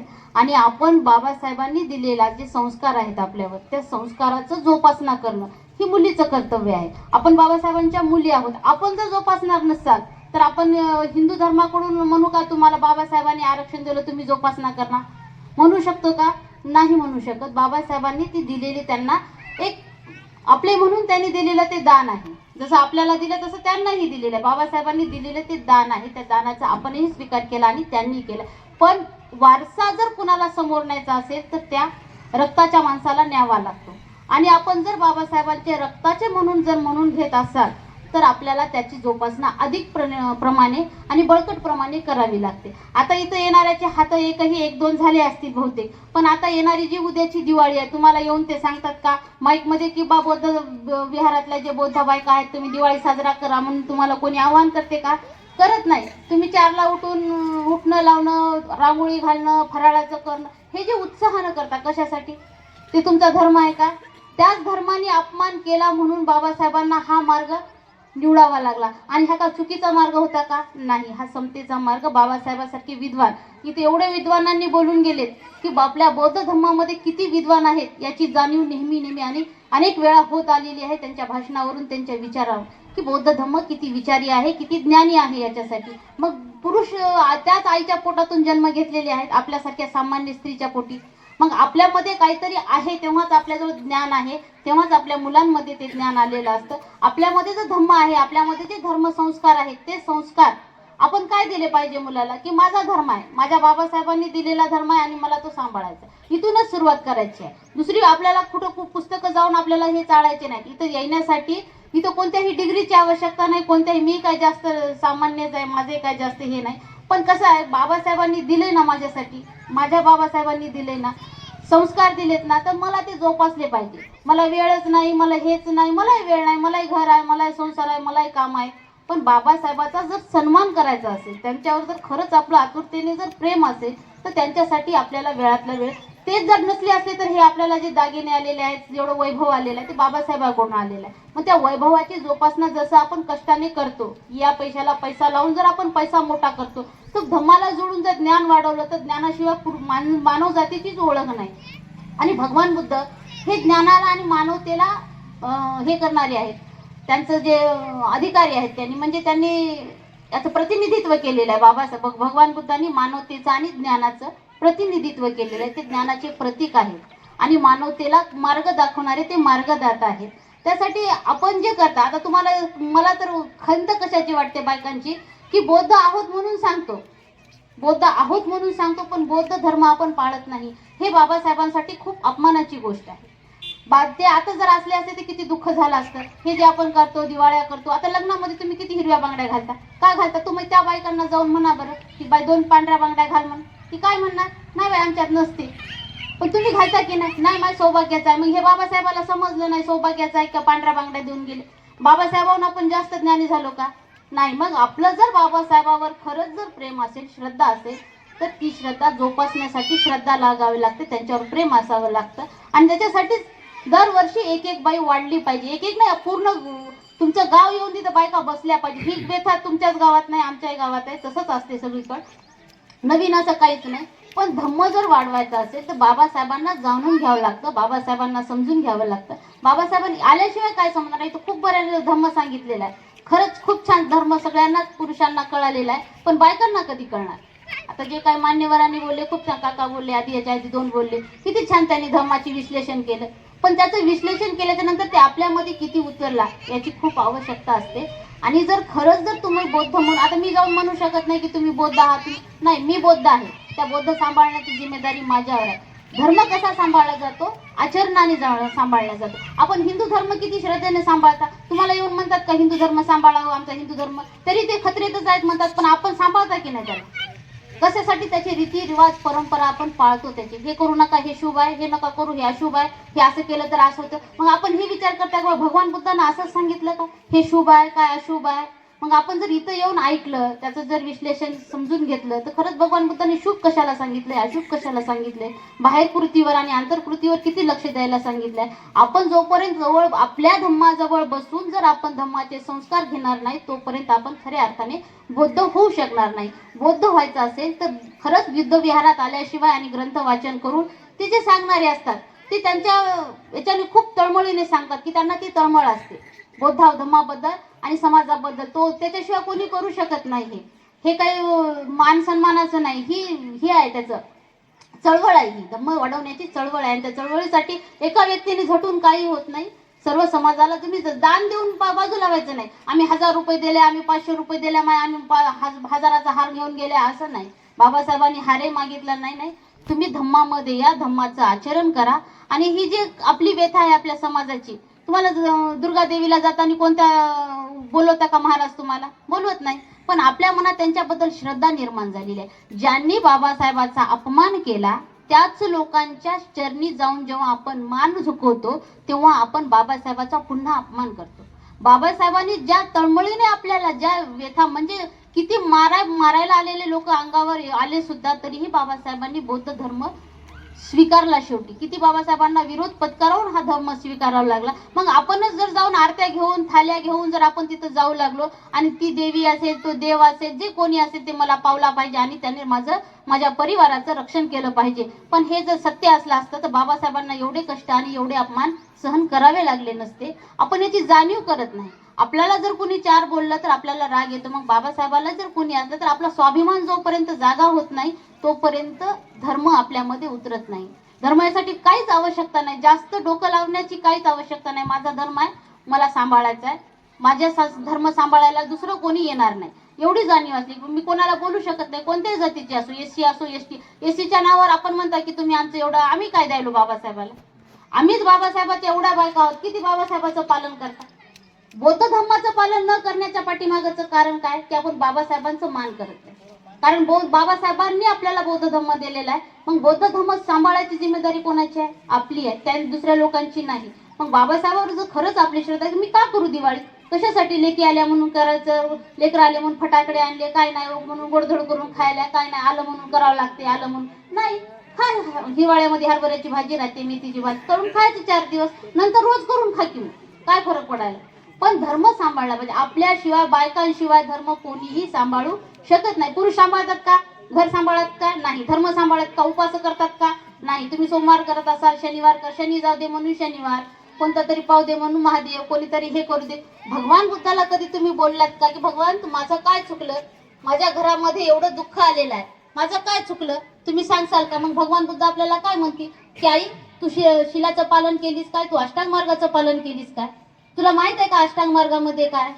आपण घरामध्ये संस्कार कसे आपल्यावर स्वतःवर कसे घातले आणि मग आपल्या या संस्कारामुळे मग आपल्या मुलावर काय संस्कार पडले, आपल्या घरावर काय संस्कार पडले. हा संस्काराचा धर्म आहे, कर्मकांडाचा नाही. संस्कार, मनाचे संस्कार झाले पाहिजे, मनावर संस्कार झाले पाहिजे, तरच आपण खोटं बोलले. तर आपण खोटं बोललं तर आपण बरोबर नाही, पण दुसऱ्यांना खोटं बोललं तर किती राग येतो आपल्याला. किती खोटं बोलायली, अशीच बोलाली, तशीच बोलाली, लईच झाली. आता आपलं किती राहते बायकाची, एकाचे एक झालं की 10 बोलून निघतो त्याच्या पाठीमागे. पण जेव्हा आपण बोलतो तेव्हा आपल्याला काय वाटते, एखाद्या वेळेस बोललं तर काय नाही. भगवान बुद्धांनी जो पंचशीलही तेवढं महत्वाचं नाही, त्याच्यापेक्षा अष्टांग मार्ग आणि अष्टशील हे जास्त महत्वाचं आहे. त्याच्यासाठी आपण भगवान बुद्धाच्या जवळ बसल्याशिवाय धम्म समजू शकत नाही. एकदा वाचनातूनही समजत नाही आणि कशातूनच समजत नाही. सतत सतत सतत हे ज्ञानाचा धर्म आहे, कर्मकांडाचा धर्म. चलागडे इतके दिवे टाकले, इतके फुलं टाकले, इतके हळदी कुंकू टाकले. आता प्रत्येक बाईच्या डोक्यावर हळदी कुंकूचे भारे दिसायले, तर कशासाठी? टिकली लावा. आता तुम्हाला परंपरा आली आहे तुमची चालत, तुम्हाला चेहरे खराब दिसतात, तुम्हाला वाटते की घाण दिसते, काय नवरा नाही काय असं म्हणतात. पण तसं काही नसते. बौद्ध धर्माचं आचरण तुम्ही कसं कळणार? आता एखाद्या हिंदूच्या बायासोबत झालं, तुम्ही बुद्धाच्या हा का हिंदूच्या बांगडीवरून एखाद्या कळत किंवा हे बुद्धाचे हे काही बांगड्या झालं, पांढऱ्या साडीवरून कळेल. पण कसं असते, ज्ञानाची ओळख हे बौद्ध धर्म हा ज्ञानाचा धर्म आहे आणि त्याच्यासाठी ज्ञान सांभाळणं, आपलं धर्म आपण सांभाळला पाहिजे. आणि हे जे काय आहे की कंटाळवाणी न वागता धम्मासाठी कंटाळा आला नाही पाहिजे. प्रत्येक आपण दुसरे देव करताना कंटाळा करता का? नाही. घरामध्ये नागपंचमीला नाग काढणं काय काय चीज राहते आपलं. कारण हे कशासाठी मला तुम्हाला सांगायला की हेच बायका करतात, पुरुष करत नाही. पोराला उपास धरायला लावायचं, सुनाला उपास धरायला लावायचं, मुलीला उपास धरायला लावायचं, लग्न होण्याचं उपास धर, काही कर. असं जे करता आपण ते केलं नाही पाहिजे. धम्मासाठी तुम्ही इथं वेळ दिला पाहिजे. आणि हे फक्त 3 महिन्यासाठीच नाही, तर सतत तुम्ही पौर्णिमा अधूनमधून दुसरे पुस्तकं वाचन करणं आणि धम्माशी जोडलं पाहिजे. 24 तास 365 दिवस आपण हिंदू धर्म सांभाळतो न चुकता. सकाळपासून संध्याकाळपर्यंत कोणाची श्रद्धा असेल कशावर तर कोणाची श्रद्धा कशावर, पण आपण हिंदू धर्मच फार श्रद्धेनं सांभाळतो. कशासाठी? कारण ती आपल्या आईनं आपल्यावरती संस्कार घातलेले पाहिजे. ही संस्कार मग आता समोर गेले पाहिजेत का? नाही. त्या संस्काराला कधी विराम द्यायला पाहिजे आपण? आता बस झालं, बाबासाहेबांनी दिला. आपले आई वडील, आता समजा तुमचे आई वडील शिकलेले असतील, कोणाचे शिकलेले नसतील, पण जी आता जे वर येणारी पिढी आहे, आपण काय शिकवतो? आपल्या शाळेत जाणाऱ्या मुलीही 9 दिवसासाठी चपला सोडतात. कशासाठी? धर्म हे खूप जिव्हाळ्याचा प्रश्न आहे, खूप जिव्हाळ्याचा, पण ते सांभाळल्याशिवाय तो बळकट होऊ शकत नाही. हिंदू धर्म आपण खूप तळमळाने आणि अंतकरणाने भीतीने सांभाळतो. कशासाठी? तर काहीतरी पाप काहीच लागणार नाही. पाप लागायचं असलं तर बाबासाहेबाला लागलं असतं पाप. बाबासाहेबांनी जेवढं हिंदू धर्माची जेवढं काढायला पाहिजे त्याच्याहून जास्त काढले चुका, म्हणून का बाबासाहेबाला पाप लागलं काय? काय झालं का बाबासाहेबाचं नुकसान? एवढं आपल्याला वैभव बाबासाहेबांनी दिलेलं आहे. बाबासाहेबावर तुमची खरंच जर मनापासून श्रद्धा असेल, खरंच जर बाबासाहेबाला तुम्ही आपलं मानत असाल, तर त्याला तेवढ्याच श्रद्धेनं त्या बौद्ध धम्माला सांभाळा.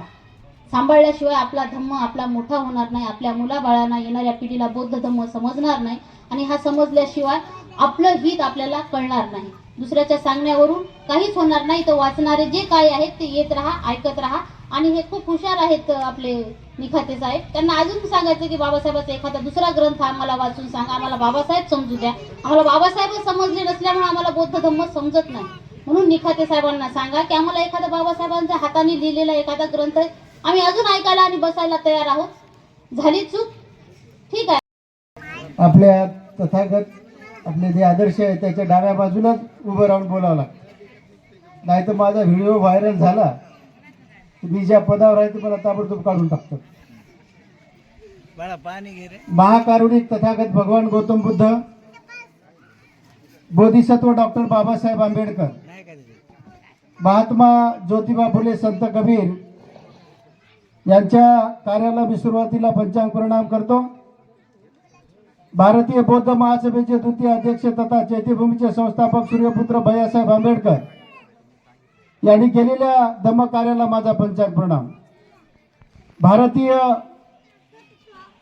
बौद्ध महासभेचे संरक्षक आदरणीय महाउपासिका मीराताईजी आंबेडकर, भारतीय बौद्ध महासभेचे ट्रस्टी, राष्ट्रीय ट्रस्टी चेअरमन आदरणीय डॉक्टर हरीश रावलिया, भारतीय बौद्ध महासभेचे राष्ट्रीय कार्याध्यक्ष आदरणीय डॉक्टर भीमराव यशवंतराव आंबेडकर यांच्या कार्याला मी वंदन करतो.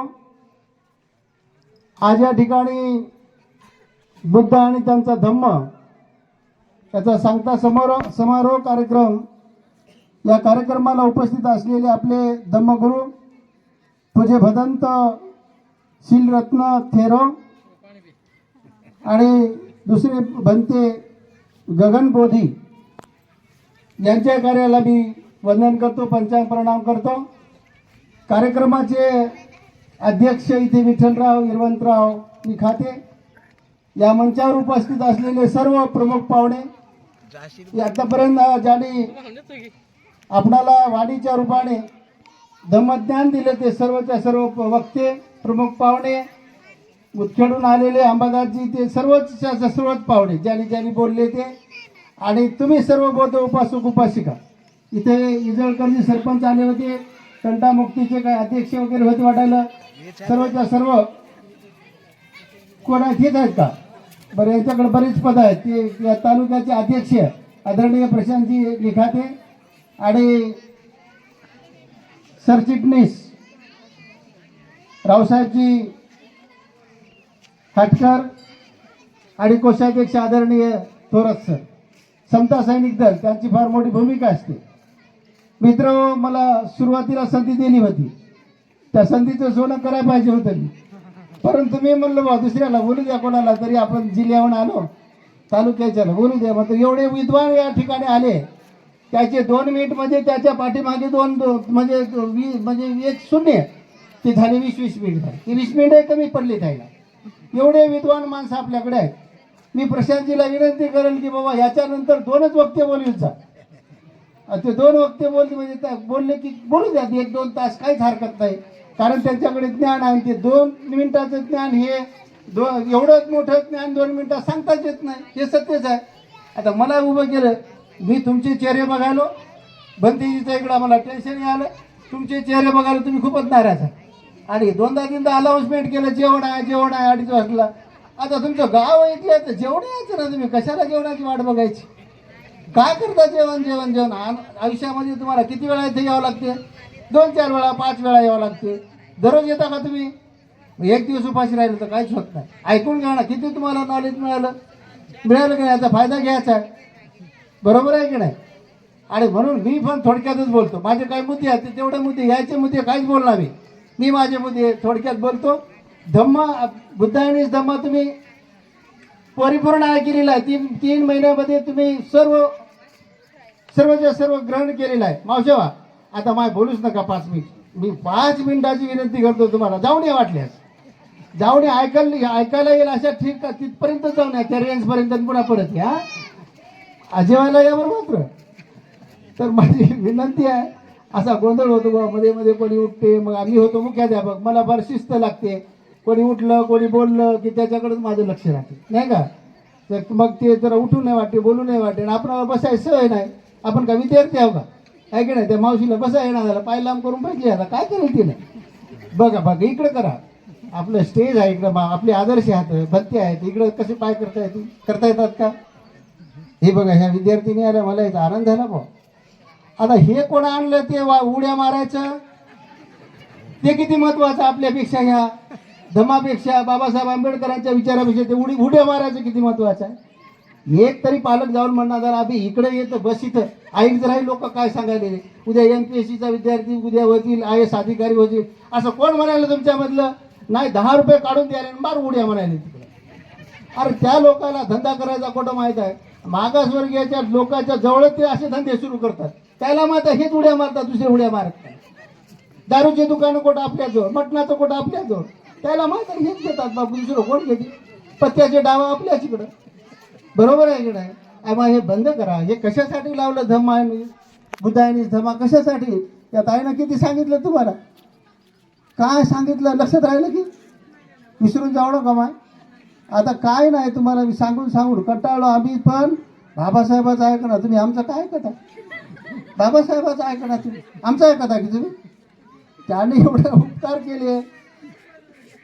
काय झालं मग, थांबा जरा बोलू दे. आणि हे प्रशांतीला म्हणाले बा, ब्राह्मणांनी हा धर्म स्वीकारला होता, ब्राह्मणांनी धर्म स्वीकारला, ब्राह्मणाचे लोक UPSC झाले, तर बरोबर आहे का होऊ नये. मला तर वाटते ब्राह्मणाला शिवाय देऊच नाही आपण. आता ब्राह्मणाला शिवाय देऊ नये. त्याच्यासारखं हुशार ब्राह्मण कोण नाही. आपण त्याने दोघांनाच ओळखायचे. काय देव आहे किंवा नाव आहे कोणाला माहीत आहे. ब्राह्मणाला एक माहीत आहे आणि आपल्याला एक माहीत आहे, दुसरं कोणालाच माहीत नाही. एवढं हुशार माणसं झालो आपण. आता आपण कोणाच्या पंक्तीला बसायचं नाही आता, आहे की नाही. मग हे आपण का त्यांना शिवाय द्यायच्या, का तुम्ही का करता, का वेळ वाढ घालता. हे बघा, हिंदूचे सण आहेत. गणपती सुरू होते, त्याच्यात 10-15 दिवस जातात. दुर्गाची येतेच, महालक्ष्मी येते, दसरा येते, जयंत्या येतात. पोरं कोण नाचायला, आपले 85% पोरं नाचायला, एकदम स्किलफुल नाचतात पोरं, दुसऱ्याला डान्सच येणार. मला सांगा, ब्राह्मणाचे पोरं कधी डान्स केलेले बघले का तुम्ही. तुम्हाला लावून देतात, चढवून देतात, गणपतीला वाटं लावतात, होय पाठीमागं म्हणतात, पोरांना वाचत बस म्हणतात. मग त्याचं पोरं UPSC होणार तर काय, एवढ्या मारणारे पोरं होतात का UPSC होतील हे. मग आपण काय करतो, आपल्या मुलाला बसवायचं, त्याच्याकडून अभ्यास करायचं. हे तुम्ही आपण कुठे शिकलो, ब्राह्मणाला शिवाय त्याच्याच कसे शिकायला. अरे त्यानं काहीच करणार बापू, तुम्हाला करायला होते, त्याला अभ्यास करायला होते, आपल्या लेकराला संस्कार घडवते, तुम्ही घडवता का. आणि म्हणून आपण आपलं सुधारलं पाहिजे. हे जे तुम्हाला आतापर्यंतच्या लोकांनी सांगितलं ते अतिशय महत्त्वाचे मुद्दे होते आणि त्या मुद्द्यावर तुमचं कॉन्सन्ट्रेशन झालं पाहिजे. आणि म्हणून घरामध्ये आपल्या मुलावर आपण संस्कार केले पाहिजे. ज्याला गरज आहे ते बाजूबाजूला आहेत, दूर आहेत. ज्याला गरज नाही ते प्रवाहात आहेत. बघा, हे प्रवाहामध्ये आहे, समजा हे प्रवाह, तुम्हाला काही गरज नाही. काही जण हात बसलेले लहान लेकरं, यायला फार मोठी गरज आहे.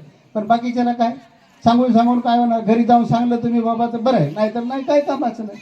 मला काय वाटतं, या प्रवाहामध्ये, ज्ञानाच्या प्रवाहामध्ये आणायचं असेल तर या प्रवाहातले आणि आजूचे ज्याला पटपटमध्ये घेता येईल अशानाच घ्यावं, बाकीच्याला घेण्याची काही गरज नाही असं मला वाटतं. आणि म्हणून काही गावं, तुमच्यासारखं गाव, मेंढक्यासारखं गाव मला जिवंत गाव वाटते. आपल्या इथला जो धम्म आहे तो धम्म जिवंत ठेवण्याचं काम तुम्ही करता. अनेक कार्यक्रम, प्रशांतजी असो किंवा तुम्ही सर्वजण असो, एकटा प्रशांत काही करू शकत नाही. पण प्रशांतजीला माझी विनंती आहे की बा प्रशांतजी, तुम्ही एकटे काम करू नका हो, तुम्ही समित्या स्थापन करा ना, भोजन समिती, त्याला वाटून द्यायचं. बाबा तू जेवणाचं बघून घे रे, एक भंतेला म्हणजे भंतेची सेवा करणारी समिती, भंतेकडे तुम्ही काहीच करायचं नाही. काय दुसरे सगळे कामं आपण एकट्यानं करू शकत नाही, म्हणून तुम्ही सुद्धा वाटून घेतले पाहिजे काम. तुम्ही सुद्धा बाजूचे आता ते पोरं जे मोबाईल खेळायलेत ना, त्यांना माझी विनंती आहे बा मोबाईल 5 मिनिट बघूच नका, बघा बरं काय होते ते 5च मिनिट. मग ऐकणार जर असं थोडं थोडं एवढे माणसं बोलायला तुम्ही मोबाईल बघू लागले आहे की नाही. आणि तुम्ही अशा बसल्या होत्या बाबा की एवढ्या थकल्यासारख्या की आता लय काम केलं तुम्ही 12 तासानं अशा बसल्या होत्या की नाही. हास्य कोणाच्या चेहऱ्यावर नाही. एखादा फोटो काढा ना वयाचा मस्तपैकी एखादा फोटो आणि माझ्याकडे पाठवा, इकडे सगळ्यांचा फोटो काढा की किती जण हसले होते, किती बसले होते, किती ऐकले होते. माझं त्याच्यावर ऑब्झर्वेशन, मी मानसिक सभेचा मानसशास्त्र मी ओळखतो, मानसशास्त्राचा शिक्षक आहे मी. सभेचं मानसशास्त्र ओळखतो, कोण कोणाकडे लक्ष द्यायला, कोणाला समजायला हे मी ताबडतोब ओळखतो. कुठं काय चालू आहे काय नाही, सभेमधलं सगळं मी सांगतो तुम्हाला काय चालू आहे काय नाही. आणि म्हणून भंतीने मला सांगितलं की बाबा आता लय कमी बोला तुम्ही, की दुसऱ्याला सांगू लागले अर्धा तास बोलतात म्हणजे नाही बोलत अर्धा तास मी संपून टाकणार आहे बरं काय. आणि म्हणून आपल्याकडे जेव्हा दुर्गा आहे ताई तुमच्या माहीत सांगतो, हे खेड्यातले लोक नाही करत, नांदेडचे करतात. नाही सांगतो तुम्हाला, म्हणजे आपण उगाच खेड्याच्या लोकांना शिवाय देतो.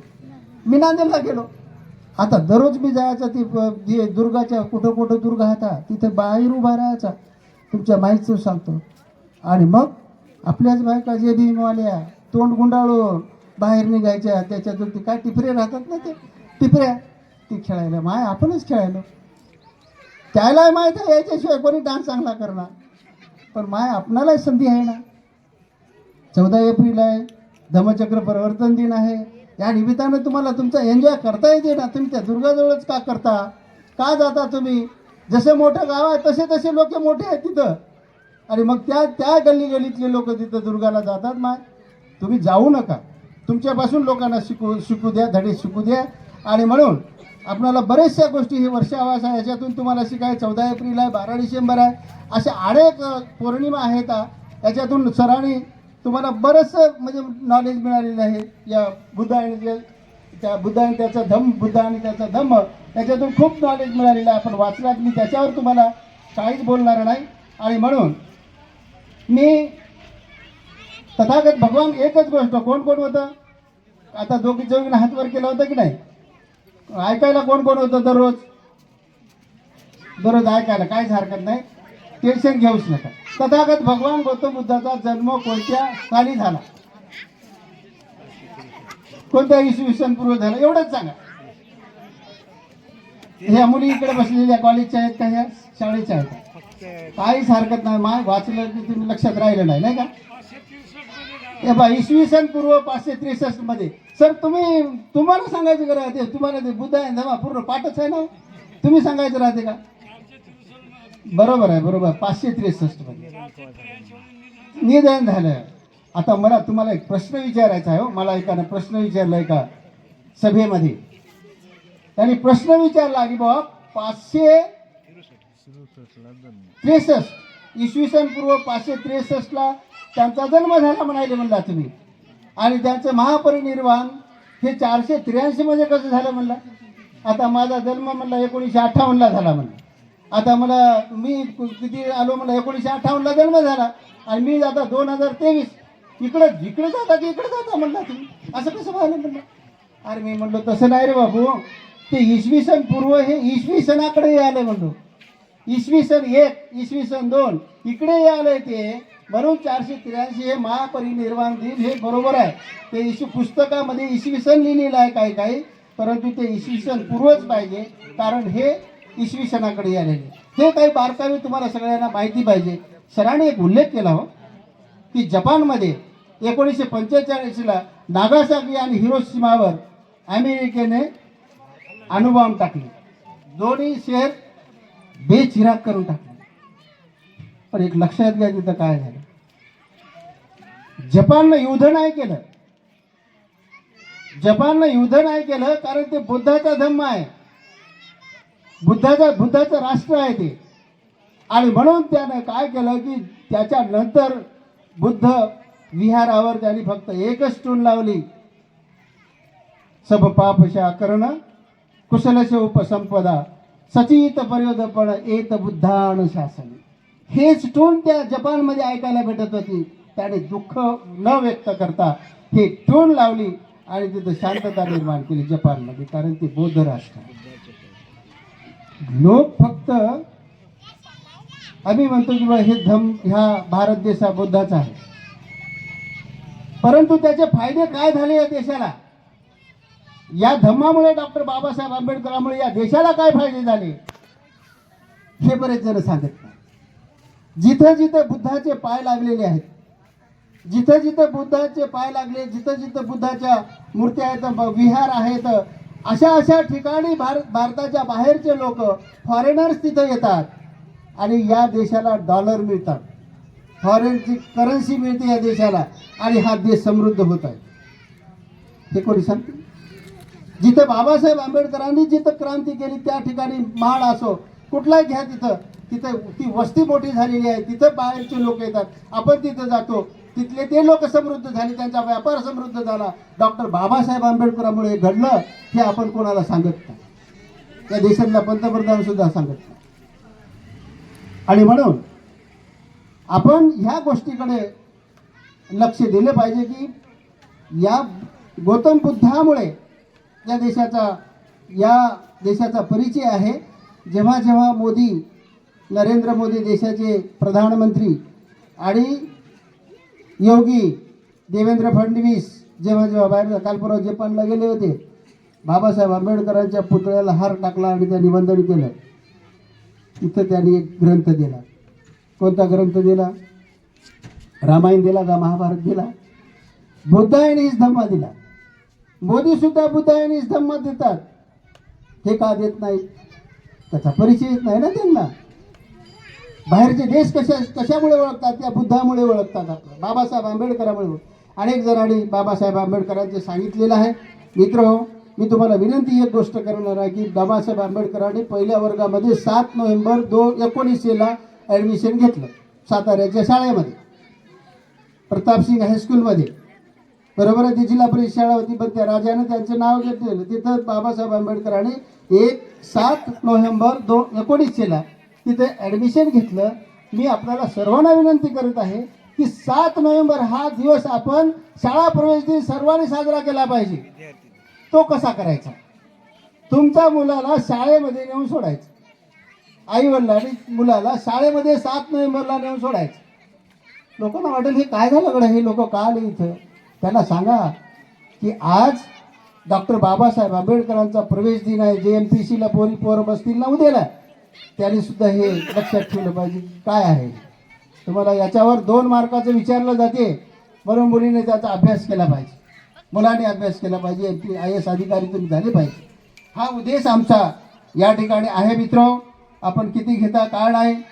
सरांनी महिलांना खूप बाबासाहेब आंबेडकरांनी संधी दिली ते सांगितलं, राजीनामा दिला ते सांगितलं. नारी तेरी क्या कहाणी, नारी तेरी क्या कहाणी, अंचल में दूध और आंखों में पाणी, अशी अवस्था तुमची होती. 2500 वर्षापूर्वी गौतम बुद्धाने तुम्हाला समता दिली, तुम्हाला संघामध्ये प्रवेश दिला आणि मग तेथून तुम्हाला खरं स्वातंत्र्य मिळालं. बाबासाहेब आंबेडकरांनी तुम्हाला स्वातंत्र्याची सनद बहाल केली, त्याचा तुम्ही फायदा घेतला पाहिजे. आणि मित्र, मला आता खूप बोलायचं होतं, परंतु आता आवर्त घेतो.